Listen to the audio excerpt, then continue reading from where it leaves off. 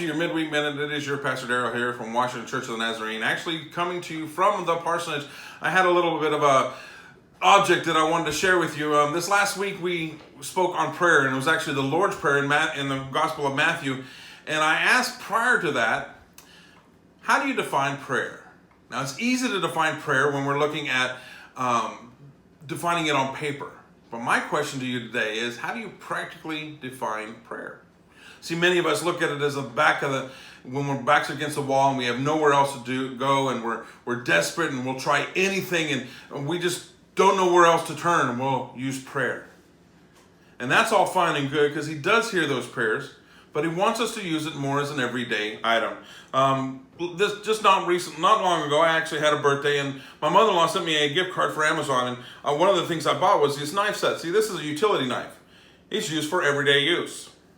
This here is not. But man, is it not a cool looking knife.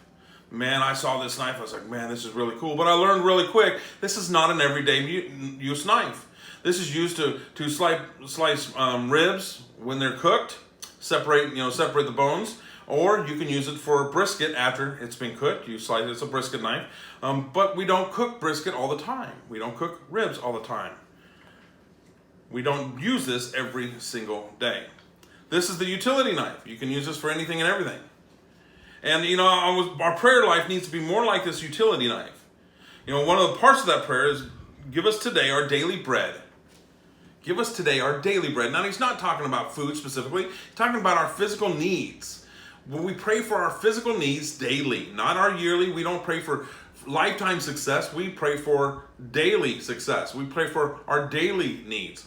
Be kind of silly to pray that prayer at 6 p.m. in the evening when the majority of the day is gone. Why don't we use that prayer in the beginning of the day? Why don't we make prayer an everyday effect? Kind of like this utility knife.